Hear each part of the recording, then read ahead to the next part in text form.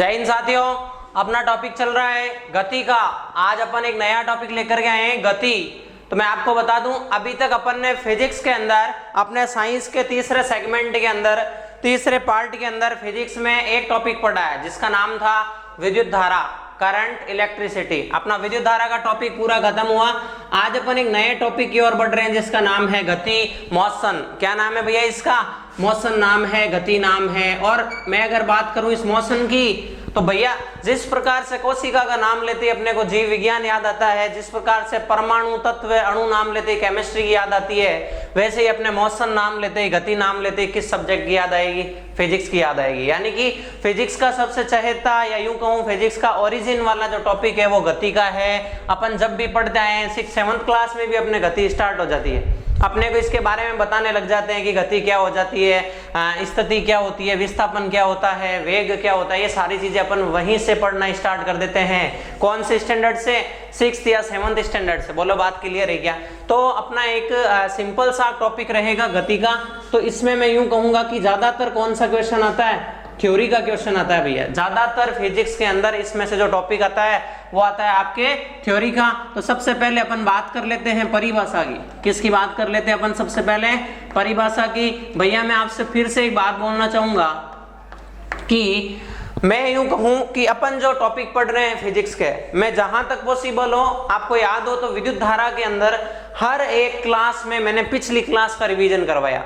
हर नई क्लास में पिछली क्लास के बारे में बातें बोली है। मगर मतलब मैंने जैसे विद्युत धारा पढ़ा दिया, आपको आवेशों के बारे में पढ़ा दिया, तो मैंने उसकी पिछली क्लास की बातें आपके नई क्लास में बोली है। बोलो बात सही है क्या?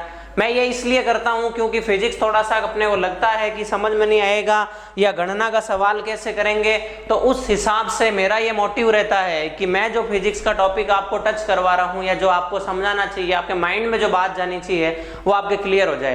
तो वैसे ही अपन इसमें करेंगे मोशन के टॉपिक में, गति के टॉपिक में, कि आज जो पढ़ा कल रिवाइज करेंगे, कल जो पढ़ेंगे परसों रिवाइज करेंगे। ये चीजें मैं आपको 2-2 मिनट में क्लास के शुरू में करवाता जाऊंगा। अभी बात आती है सबसे पहले गति की या मोशन की। तो सबसे पहले दिमाग में आता है कि व्हाट इज मोशन, की गति है क्या? तो आप खुद सोचिए, गति का मतलब मैं यूं बोल सकता हूं मूवमेंट, अपनी स्थिति में परिवर्तन होना। सिंपल सा मैं वन वर्ड वाली बात बोलूं, अगर कम शब्दों में बात को खत्म करना चाहूंगा तो वो यही होगी कि अपनी स्थिति में परिवर्तन होना। क्या होना? स्थिति में परिवर्तन होना। और मैंने आपको कहा फिजिक्स में जब भी अपन कोई भी राशि, किसी भी चीज के बारे में पढ़ते हैं, वो समय के सापेक्ष चेंज होती है। किसके सापेक्ष होती है? समय के साथ में। तो मैं यूं कहूंगा, किसी व्यक्ति, वस्तु, गाड़ी, किसी भी चीज का बोल दो, किसी ऑब्जेक्ट की स्थिति में समय के साथ में अगर परिवर्तन हो रहा है, change in position with respect to time, it's called motion. क्या बोलोगे उसको आप? गति बोलोगे। मैं बोल सकता हूं कि किसी वस्तु, गाड़ी, व्यक्ति, जानवर, किसी में भी समय के साथ उसकी स्थिति में परिवर्तन होना ही क्या कहलाता है? गति कहलाता है। मैं लिख सकता हूं क्या?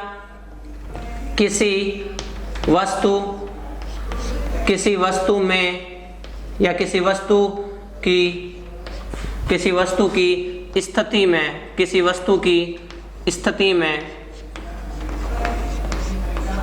समय के साथ परिवर्तन होना। समय के साथ परिवर्तन की दर या परिवर्तन होना क्या कहलाता है? गति कहलाता है। सिंपल सी बात है भैया। मैंने आपको कहा अपन पढ़ रहे हैं फिजिक्स के अंदर एक नया अच्छा सा टॉपिक जिसका नाम है मोशन या गति। मैंने कहा किसी वस्तु के, किसी व्यक्ति के स्थिति में समय के साथ होने वाले परिवर्तन को ही क्या कहते हैं? गति कहते हैं। अपन इस टॉपिक के अंदर पहले थ्योरी वाला पार्ट क्लियर करेंगे, फिर न्यूमेरिकल या गणना वाले सवालों पे जाएंगे।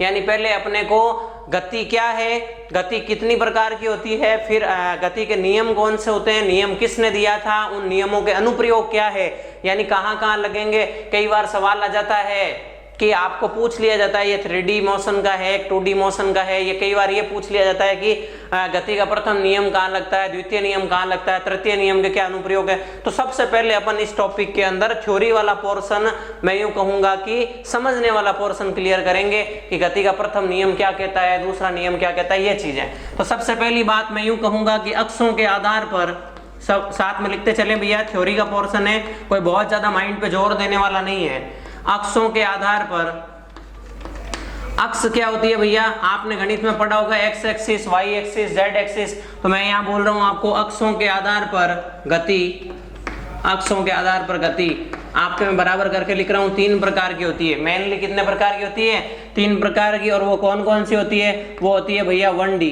कौन सी होती है, 1D। वो होती है 2D। आप बोलोगे सर ये D क्या है, 1 डायमेंशनल मोशन, 2 डायमेंशनल मोशन और 3 डायमेंशनल मोशन।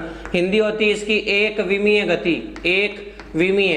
अरे जो एक विमा में हो वो कौन सी गति है, एक विमीय, एक विमीय गति। 2D के लिए क्या लिखोगे, द्विविमीय। द्विविमीय मतलब क्या, 2 विमाओं में चलेगी, है ना, द्विविमीय गति।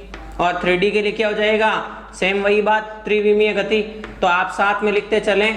मैंने आपको गति की परिभाषा बताई। गति की परिभाषा क्या, किसी वस्तु, व्यक्ति, ऑब्जेक्ट की स्थिति में समय के साथ होने वाले परिवर्तन को ही क्या कहते हैं, गति कहते हैं। अक्षों के आधार पर गति 3 प्रकार की होती है। वो तीनों प्रकार आपके सामने लिखे हुए हैं। कौन कौन से, एक होता है 1D मोशन, एक होता है 2D मोशन, एक होता है 3D मोशन।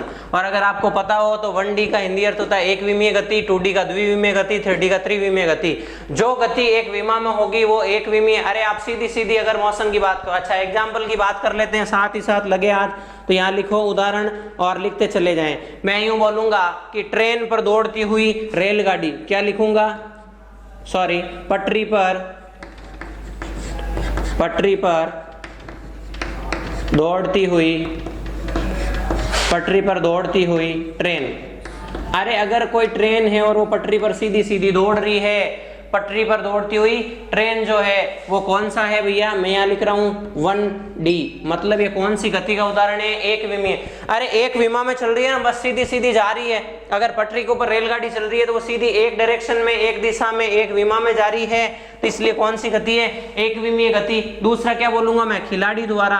दूसरा क्या लिखूंगा मैं, खिलाड़ी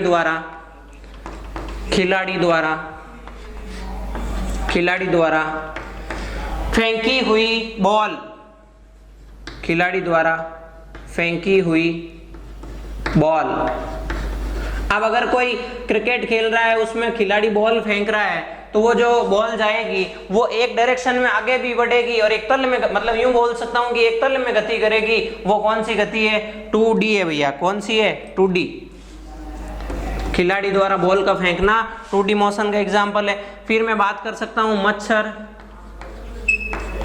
पतंग।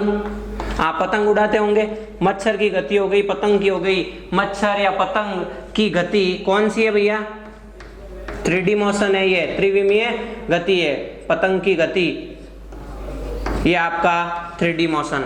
मैंने आपको कहा अक्षों के आधार पर 3 प्रकार की गति होती है, एक विमीय, द्विविमीय, त्रिविमीय। एक विमीय का एग्जांपल बताया कि पटरी पर दौड़ती हुई ट्रेन, द्विविमीय का एग्जांपल खिलाड़ी द्वारा फेंकी हुई बॉल, और त्रिविमीय का एग्जांपल मच्छर, पतंग की गति जो होती है वो त्रिविमीय है, 3 दिशाओं में होती है। फिर सबसे इंपॉर्टेंट बात आती है इस टॉपिक की निकल करके, वो ये है कि अगर आपको बोल दे कि गति के नियम किसने दिए, तो गति के नियम लिख दे, साथ में लिखते हुए चलें। गति के नियम बराबर में लिखूंगा न्यूटन ने दिए। न्यूटन नाम के वैज्ञानिक हुआ करते थे। गति के नियम न्यूटन ने दिए, सर आइजैक न्यूटन। अब बात को समझें, गति के जो नियम थे वो दिए तो किसने थे, न्यूटन ने। यही आपका सवाल बनता है, आपको पूछ लिया जाता है कि गति के नियम किसने दिए। ऑप्शन दे दिया न्यूटन ने, गैलीलियो ने, आइंस्टाइन ने, एक और एग्जांपल दे दिया आपको कुछ और। तो आपको याद होना चाहिए कि गति के नियम देने वाला वैज्ञानिक कौन सा था, न्यूटन। बात खत्म। फिर सबसे पहली बात आती है, अपन पढ़ लेते हैं क्या, गति का प्रथम नियम की पहला नियम क्या बोलता है। गति के 3 नियम होते हैं भैया। सबसे पहला है गति का प्रथम नियम, फर्स्ट लॉ ऑफ मोशन, या Newton's law of first law of motion, Newton की गति का प्रथम नियम। अब पहला नियम क्या बोलता है, न्यूटन गति का प्रथम नियम। अब मैं सबसे पहले तो इसके अन्य नाम लिख देता हूं कि इस न्यूटन की गति के प्रथम नियम को और क्या बोल सकते हैं। कई बार बोल दिया जाता है कि प्रथम नियम को और कहते हैं, तो इसका एक अन्य नाम है जड़त्व का नियम। इसको क्या बोलते हैं, जड़त्व का नियम। क्यों है, अभी देखेंगे कि इसको जड़त्व का नियम क्यों बोलते हैं, जड़त्व का नियम। और इसको बोल देते हैं गैलीलियो का नियम। क्या बोलते हैं, गैलीलियो का नियम। तो लिखते चले साथ में, अपन पढ़ रहे हैं मोशन। मैंने कहा किसी ऑब्जेक्ट की स्थिति में समय के साथ होने वाले परिवर्तन को ही क्या बोलते हैं? मोशन बोलते हैं, गति बोलते हैं। अक्षों के आधार पर मोशन 3 प्रकार की, 1D, 2D, 3D। 1D का मैंने एग्जांपल बताया पटरी पर दौड़ती हुई ट्रेन, 2D का एग्जांपल बताया खिलाड़ी द्वारा फेंकी हुई बॉल हो गई, 3D का एग्जांपल बताया मैंने आपको मच्छर या पतंग की गति जो होती है 3 विमाओं में होती है, इसलिए वो कौन सी है? त्रिविमीय, 3D मोशन है। फिर अपन पढ़ रहे हैं गति के नियम दिए किसने? मैंने कहा न्यूटन ने दिया। अगर सीधा सिंपल सा सवाल आए, एकदम बेसिक सवाल उठ करके कि गति का नियम किसने दिया? न्यूटन ने दिया। अब अपन पढ़ रहे हैं गति के नियम। नियमों में सबसे पहला गति का प्रथम नियम। प्रथम नियम के लिए मैंने कहा इसके अन्य नाम याद होने चाहिए। पहली बात, अन्य नाम है इसका जड़त्व का नियम। दूसरा इसको बोलते हैं गैलीलियो का नियम। अब ये क्यों बोलते हैं, है क्या ये बात, वो समझते हैं। तो सबसे पहली बात मैं यूं कहूंगा कि इसका स्टेटमेंट क्या है, कथन क्या है, इसका कथन क्या है। किसका कथन? इस गति के प्रथम नियम का कथन। तो मैं आपको बताना चाहूंगा, आप बात को समझें। गति के प्रथम नियम के अनुसार जो न्यूटन थे, इन्होंने कहा था कि अगर कोई वस्तु स्थिर अवस्था में, इन्होंने क्या कहा कि अगर कोई वस्तु विराम में है, विराम का मतलब क्या होता है भैया कि उसके पोजीशन में कोई टाइम के साथ में चेंज नहीं हो रहा। जैसे मैं यहाँ खड़ा हूं तो मैं यहीं खड़ा हूं, या फिर मैं अगर यहाँ से उधर जा रहा हूँ, चल रहा हूँ, तो मतलब चलता रहूंगा। यानी कि न्यूटन ने कहा था कि अगर कोई वस्तु विराम अवस्था में है तो वो विराम अवस्था में रहना चाहती है। अगर कोई वस्तु अपनी नॉर्मल पोजीशन में है, u बराबर 0 में है, तो वो उसमें ही रहना चाहती है। और अगर कोई गतिशील है तो वो गतिशील ही रहना चाहती है, तब तक जब तक कि उस पर कोई बाह्य बल आरोपित ना हो। बात को समझना पूरी को। मैंने कहा, न्यूटन ने कहा अपने गति के प्रथम नियम के अनुसार, यदि कोई वस्तु स्थिर अवस्था में है तो वो स्थिर अवस्था में रहना चाहती है, यानी कि विराम अवस्था में तो वो विराम अवस्था में रहना चाहती है। और अगर गतिशील अवस्था में है तो वो नियत चाल से गति करती रहेगी, यानी वो गतिशील अवस्था में ही रहना चाहेगी तब तक जब तक कि उस पर कोई बाह्य बल आरोपित ना हो, कोई एक्सटर्नल फोर्स नहीं लगे। ये गति के प्रथम नियम का क्या है? स्टेटमेंट है, कथन है। इसको सिंपल सा समझ सकते हो। आप क्या लिखोगे? मैं आपको हल्का सा लिखा दे रहा हूं, स्थिर वस्तु लिखना साथ में। स्थिर वस्तु, स्थिर वस्तु, स्थिर अवस्था, स्थिर अवस्था तथा स्थिर अवस्था में रहना चाहती है।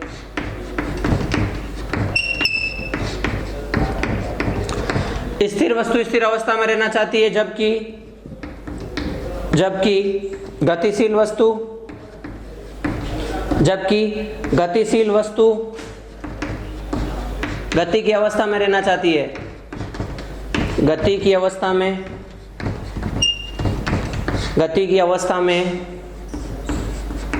रहना चाहती है। बहुत सिंपल जो आपकी भाषा होती है, लोकल लैंग्वेज जिसको बोलते हैं, वो लिखवाइए। मैंने कहा कि इसका कथन जो स्टेटमेंट होता है न्यूटन की गति के प्रथम नियम का, वो ये है कि स्थिर वस्तु स्थिर अवस्था में रहना चाहती है, जबकि गतिशील वस्तु गतिशील अवस्था में रहना चाहती है जब तक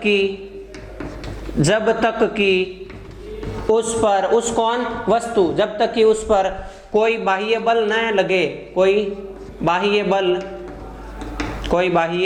बल न लगे या न आरोपित हो। बात को वापस समझना। न्यूटन की गति के प्रथम नियम का स्टेटमेंट आ जाता है कई बार आपको थ्योरी के सवाल में कि प्रथम नियम बोलता क्या है। मैंने आपको कहा प्रथम नियम के 2 नाम याद रखना। पहला नाम जड़त्व का नियम, लॉ ऑफ इनर्शिया। दूसरा कौन सा? गैलीलियो का नियम। और कथन आपको ये याद रखना है कि कोई वस्तु अगर विराम अवस्था में है तो वो विराम अवस्था में ही रहना चाहेगी, और अगर कोई वस्तु गतिशील अवस्था में है तो वो गतिशील अवस्था में ही रहना चाहेगी जब तक कि उस पर कोई बाह्य बल न लगे। यानी कुल मिलाकर के मैं बात ये बोल सकता हूं कि न्यूटन की गति के प्रथम नियम के अनुसार वस्तु अपने स्थिति में चेंज को क्या करती है? विरोध करती है, उसके अपोज में जाती है। वस्तु बोलती है मैं स्थिर हूं, स्थिर रहना चाहूंगी, और गतिशील हूं, गतिशील रहना चाहूंगी। कब तक? जब तक कि मेरे ऊपर कोई बाह्य बल या एक्सटर्नल फोर्स नहीं लगे। तो बात को समझते हैं। स्टेटमेंट आपका क्लियर है। अब ये क्या है? चीज डिपेंड किस पे? ये ऐसा क्यों बोलती है कोई भी वस्तु कि मैं अगर स्थिर हूं तो स्थिर रहना चाहूंगी, गतिशील हूं तो गतिशील रहना चाहूंगी? ये डिपेंड करता है उस वस्तु के जड़त्व पर। और जड़त्व किससे डिसाइड होता है? वस्तु के द्रव्यमान से डिसाइड होता है। किससे होता है साथियों? वस्तु के द्रव्यमान से। मैं यूं बोल सकता हूं कि जो भारी वस्तु होती है उसका जड़त्व अधिक होता है, यानी कि वो अपने स्थिति में चेंज का विरोध करती है, और जो कम भार वाली वस्तु होती है जिसका द्रव्यमान कम होता है उसका जड़त्व भी क्या होता है, कम। यानी कुल मिलाकर के कोई वस्तु इस कथन को इसलिए फॉलो करती है क्योंकि उसमें कौन सा गुण होता है, जड़त्व का गुण होता है। वो बोलती है मैं स्थिर हूं तो स्थिर रहना चाहूंगी, गतिशील हूं तो गतिशील रहना चाहूंगी।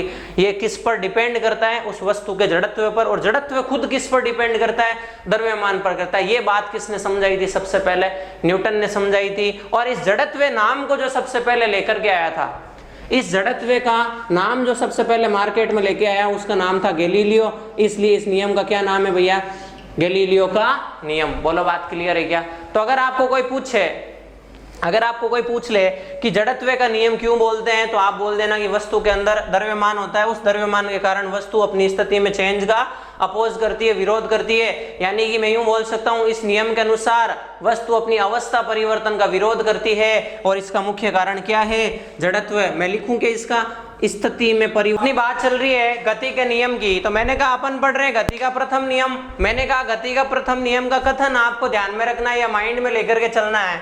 और वो कथन क्या था कि अगर कोई वस्तु विराम अवस्था में है तो विराम अवस्था में रहना चाहेगी, स्थिर वस्तु स्थिर अवस्था में रहना चाहती है, जबकि गतिशील वस्तु गतिशील अवस्था में रहना चाहती है। कब तक, जब तक कि उस पर कोई बाह्य बल आरोपित ना हो, जब तक कि उस पर कोई एक्सटर्नल फोर्स ना लगे। नेक्स्ट मैंने कहा था इसका अन्य नाम है जड़त्व का नियम, और दूसरा नाम क्या है इसका, गैलीलियो का नियम। तो बात को समझते हैं।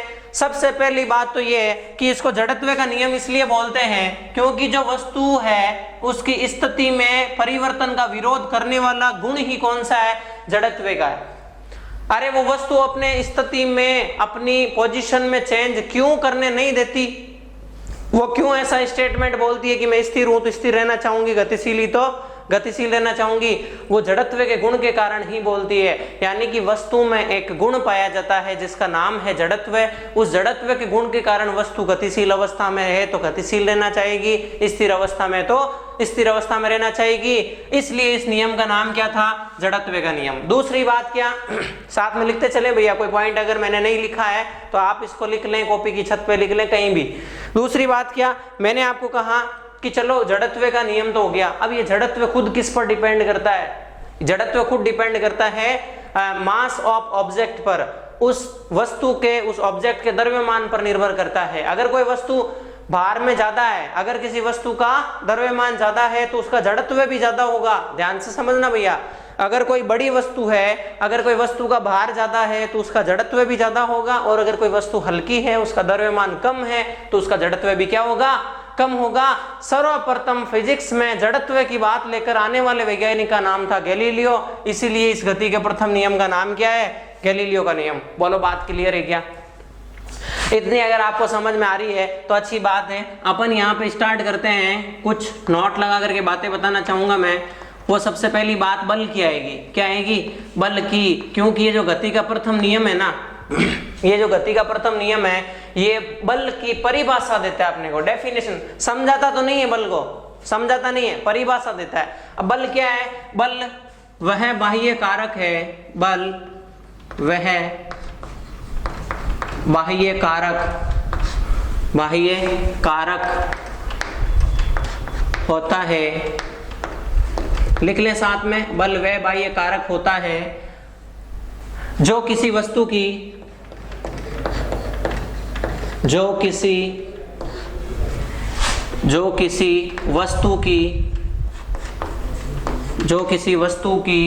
स्थिति में परिवर्तन,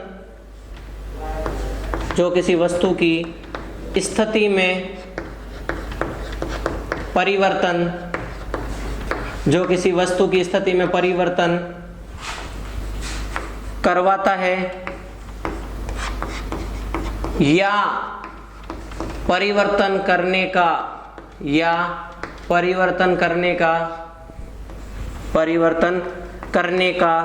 प्रयास करता है। बात को समझते हैं भैया, मैंने एक दो लाइनें बोली है, खाली लिखी नहीं है, आप उसको लिख लें। प्रयास करता है, बात को समझते हैं। गति का प्रथम नियम का स्टेटमेंट फिर से बोल रहा हूं, दिमाग में इमेज बना लें। कि अगर कोई स्थिर वस्तु है तो स्थिर अवस्था में रहना चाहेगी, अगर कोई विराम अवस्था में वस्तु है तो वो विराम अवस्था में ही रहना चाहेगी, और अगर कोई गतिशील वस्तु है तो वो गतिशील अवस्था में रहना चाहेगी तब तक जब तक कि उस पर कोई बाह्य बल नहीं लगे। ये तो है न्यूटन की गति के प्रथम नियम का गोल्डन स्टेटमेंट, पहली बात। दूसरी बात, इस नियम का दूसरा नाम है जड़त्व का नियम, इसका अन्य नाम एक और है गैलीलियो का नियम। तो भैया फिजिक्स के अंदर एक जड़त्व नाम का गुण होता है वस्तु के अंदर। ऐसा कहा जाता है कि उस जड़त्व के गुण के कारण ही वस्तु अपनी स्थिति में परिवर्तन का विरोध करती है। मैं यहाँ वो पॉइंट लिख सकता हूँ, एक पॉइंट लिख सकता हूँ, जड़त्व के गुण के कारण, जड़त्व के गुण के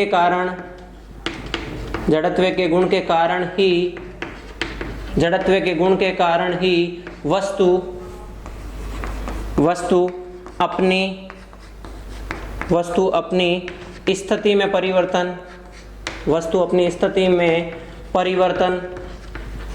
अपनी स्थिति में परिवर्तन का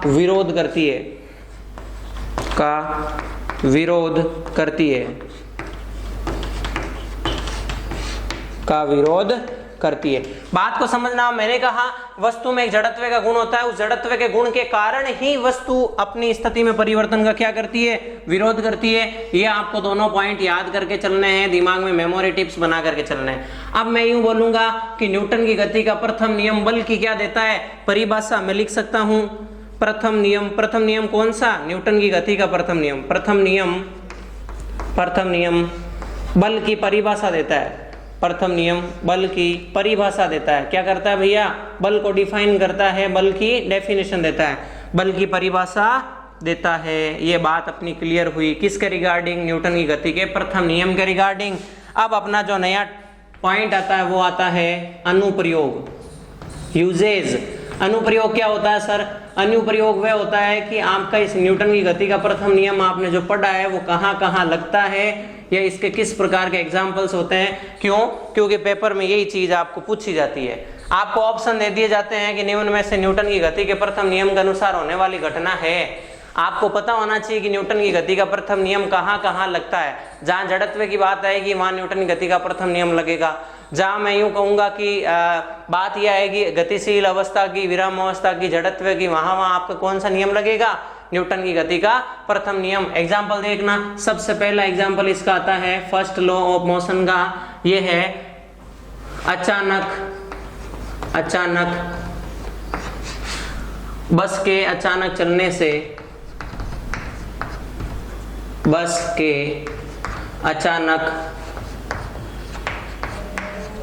से, जब अगर कोई बस खड़ी है एक जगह पर, वो वही बात है कि बस है, बस एक बड़ी वस्तु है, उसके अंदर क्या है, उसका भार है, उस भार के कारण उसमें एक गुण है, कौन सा, जड़त्व का गुण। अब ये बोल रहा है कि बस खड़ी खड़ी एकदम से चालू होकर रवाना हो जाए। बस के अचानक चलने से यात्री जो उसके अंदर पैसेंजर बैठे हैं, यात्री का पीछे की ओर झुकना। मैं ये पॉइंट समझाऊंगा नहीं भैया, पीछे की ओर झुकना क्यों नहीं समझाऊंगा, क्योंकि ये आपको खुद को आना चाहिए। किससे, उस स्टेटमेंट से। कैसे, मैंने कहा कि अगर कोई भी वस्तु ऑब्जेक्ट, जानवर, मनुष्य, कुछ भी हो, अगर उसकी स्थिति में आप परिवर्तन करना चाहोगे तो वो अपनी स्थिति में परिवर्तन का क्या करेगी, विरोध। और वो विरोध क्यों करेगी, क्योंकि उसमें गुण है। कौन सा गुण है उसमें, जड़त्व का गुण है। उस जड़त्व के गुण के कारण वो अपोज करती है उस स्थिति में चेंज इन पोजीशन का। तो भैया बस के अंदर जो यात्री है वो अपनी स्थिति में खड़ा है, आराम से खड़ा है, यानी वो स्थिर है, विराम में है, वो विराम में रहना चाहता है। लेकिन बस अचानक से चालू हो गई, आगे बढ़ने लग गई, तो उस बस के अचानक आगे चलने से यात्री का पीछे की ओर झुकना किस गुण का एग्जाम्पल है, आपके जड़त्व के गुण का एग्जाम्पल है। और जड़त्व किससे रिलेटेड है, गति के प्रथम नियम से। इसलिए एग्जाम्पल किसका हुआ, गति के प्रथम नियम का एग्जाम्पल हुआ। बोलो बात क्लियर है क्या। अब इसका उल्टा भी इसी का एग्जाम्पल भैया। उल्टा क्या, कि बस के अचानक रुकने से, अब अगर बस रुक जाएगी तो जो यात्री पीछे हुआ तो वो आगे झुक जाएगा। मैं लिख सकता हूं चलती बस में, क्या लिखूंगा, चलती बस में अचानक ब्रेक लगने से, अरे अगर कोई बस चल रही है और उसके चलते चलते अचानक ब्रेक लग जाएगा, ब्रेक लगने से यात्री का आगे की ओर झुकना, यात्री का आगे की ओर झुकना। मैंने कहा ना एकदम उल्टा होगा, वाइस वर्सा वाली बात है। यात्री का आगे की ओर झुकना। जब बस खड़ी थी, एकदम विराम अवस्था में थी, तो उसमें जो यात्री बैठा था या खड़ा था वो भी अपनी विराम अवस्था में था। जब बस अचानक से चलने लग गई तो वो यात्री का जो जड़त्व का गुण था वो तो रहना चाहता था विराम अवस्था में ही, लेकिन बस चलने लग गई, इसलिए वो क्या हुआ, आगे की ओर झुका। लेकिन अब ये बोल रहा है कि अगर कोई बस चल रही है, वही बात मैंने देखो इस जब कथन बोला था तो मैंने 2 लाइनें बोली थी कि विराम अवस्था में वस्तु विराम में रहना चाहेगी, गतिशील वस्तु गतिशील रहना चाहेगी। पहला एग्जाम्पल तो विराम वाला है। कैसे कि बस पड़ी है और बस के अंदर यात्री है, बैठा है या खड़ा है, ये सोच रहा है कि मैं विराम में हूं, विराम में ही रहना चाहूंगा। किस गुण के कारण, जड़त्व गुण के कारण। पर बस अचानक से स्टार्ट हो गई तो ये क्या होगा, पीछे की ओर जाएगा, क्योंकि इसकी स्थिति में परिवर्तन का विरोध कर रहा है। इस वस्तु का, इस व्यक्ति का गुण कौन सा, जड़त्व का, किससे संबंधित है, गति के प्रथम नियम से। किसने कहा था सबसे पहले, व्याख्या किसने करी थी, गैलीलियो ने। नियम किसने दिया था, न्यूटन ने। मैं बार बार वापस लाइनें बोल रहा हूं भैया। अब जो नेक्स्ट मैंने कहा इसका उल्टा, तो उल्टे में क्या है कि चलती हुई बस में अचानक ब्रेक लगने से यात्री का आगे की ओर झुकना। तो देखो जब बस चल रही थी, जब बस चल रही थी, अपने मोशन की स्थिति में थी, तो क्या होगा, गतिशील है। अब वही बात न्यूटन के गति के प्रथम नियम के अनुसार गतिशील वस्तु गतिशील रहना चाहेगी, पर एकदम से ब्रेक लगा दिया।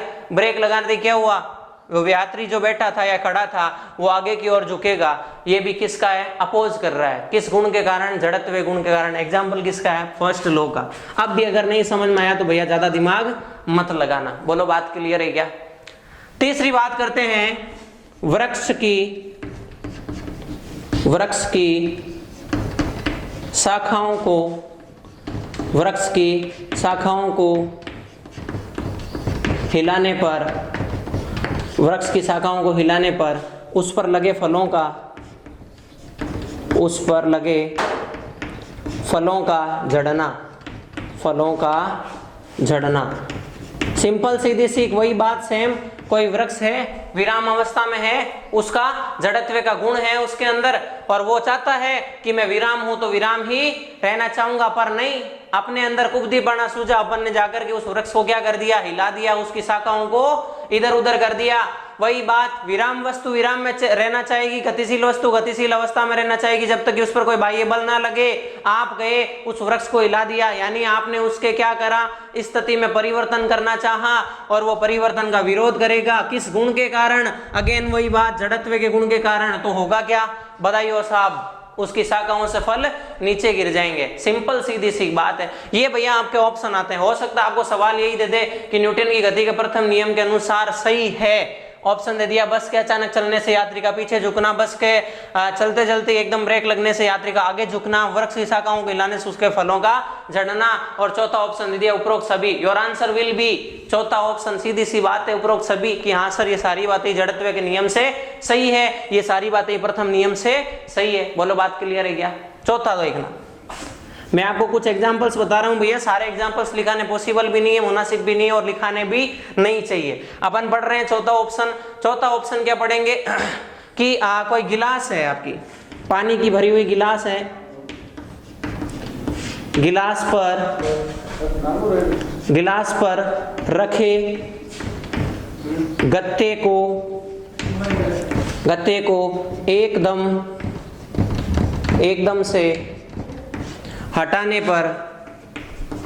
एकदम से हटाने पर उस पर रखे कॉइन का, कॉइन यानी सिक्का, कॉइन का गिलास में गिर जाना, कॉइन का गिलास में गिरना या गिर जाना। सेम वही बात भैया, लास्ट एंड फाइनल बार बता रहा हूं इसका, कि कोई गत्ता रखा हुआ, आपकी कोई ग्लास है, मैं इसको डायग्रामेटिक फॉर्म में बता देता हूं। ये आपका कोई ग्लास है, पानी से भरा हुआ है। किससे भरा हुआ भैया, पानी से भरा हुआ है। अब इसके ऊपर मान लो सपोज दैट आपका कोई क्या रखा हुआ है, गत्ता या कार्डबोर्ड शीट रखी हुई है, और इसके ऊपर आपका कोई सिक्का रखा हुआ है, कॉइन रखी हुई है। अब आप एकदम से आते हो और इस गत्ते को क्या कर लेते हो, खींच लेते हो या हटा देते हो। तो वही बात है, स्थिर वस्तु है, स्थिर अवस्था में रहना चाहेगी, विराम वस्तु है, विराम अवस्था में रहना चाहेगी, पर आपने क्या करा, गत्ता एकदम से हटा दिया, ये सिक्का सीधा ग्लास के अंदर गिर जाएगा। ये किस नियम से? गति के प्रथम नियम से। एक और एग्जांपल है कि लंबी कूद का जो खिलाड़ी होता है, लंबी कूद वाला जो खिलाड़ी होता है, एथलीट होता है, वो काफी दूर तक लंबाई कूदने के लिए दौड़ता है और फिर कूदता है। वही सेम बात है, किसके नियम से? गति के प्रथम नियम से। मैं बार बार ज्यादा एग्जांपल्स को नहीं बताऊंगा, ज्यादा एग्जांपल्स नहीं लिखाऊंगा। मेन अपना एक ही मोटिव था कि आपके दिमाग में ये चीजें पिक्चराइज हो जाए, आपके दिमाग में बातें सेट हो जाए। मैं फिर से 2 मिनट का टाइम लेते हुए आज की जो क्लास हुई वो बताना चाहूंगा। अपना टॉपिक चल रहा है मोशन के रिगार्डिंग, गति के रिगार्डिंग। मैंने कहा कि गति की जब भी बात आती है तो फिजिक्स का ओरिजिन समझा जाता है, फिजिक्स की जो उत्पत्ति है वो गति से ही हुई है। तो सबसे पहली बात कि गति के नियम दिए थे न्यूटन ने, और अपन ने अभी अभी पढ़ा है कि किसी वस्तु की स्थिति में परिवर्तन होना ही क्या कहलाता है? गति या मोशन कहलाता है। Change in position with respect to time क्या हो जाएगा आपका? मोशन या गति हो जाएगी। फिर मैंने आपको कहा था कि गति अगर इतनी बात समझ में आ गई है तो गति 3 प्रकार की होती है अक्षों के आधार पर। एक होती है एक विमीय गति, एक होती है द्विविमीय गति, एक होती है त्रिविमीय, 1D 2D 3D होती है। उसका एग्जांपल्स बताए। फिर अपन ने गति के नियम उठाए। गति के नियम देने वाला वैज्ञानिक था न्यूटन। गति के नियम होते हैं 3, प्रथम नियम, द्वितीय नियम, तृतीय नियम। आज अपन ने डिस्कस किया प्रथम नियम यानी first law of motion. First law of motion का स्टेटमेंट क्या था? स्टेटमेंट यही था कि स्थिर वस्तु स्थिर रहना चाहेगी और गतिशील वस्तु गतिशील रहना चाहेगी तब तक कि उस पर कोई बाह्य बल आरोपित न हो। ये किस गुण के कारण होता है? ये वस्तु के जड़त्व के गुण के कारण होता है। जड़त्व की सबसे पहले व्याख्या करी थी गैलीलियो ने, इसलिए इस नियम को गैलीलियो का नियम भी कहते हैं। फिर जड़त्व डिपेंड करता है उस वस्तु के, उस ऑब्जेक्ट के मास पर, उसके द्रव्यमान पर। अगर किसी वस्तु का द्रव्यमान ज्यादा है तो उसका जड़त्व ज्यादा है, अगर उस वस्तु का द्रव्यमान कम है तो उसका जड़त्व भी कम है। ये बातें क्लियर हुई। फिर मैंने आपको कुछ एग्जांपल्स बताए, इन एग्जांपल्स को पढ़ना और इनको जिस वे में मैंने समझाया वैसे समझने की कोशिश करना। बोलो बात क्लियर है क्या? और नेक्स्ट क्लास में अपन पढ़ेंगे गति का द्वितीय नियम, तृतीय नियम। तब तक के लिए पढ़ते रहें, मुस्कुराते रहें। जय हिंद, जय Bharat. Thank you, all the best.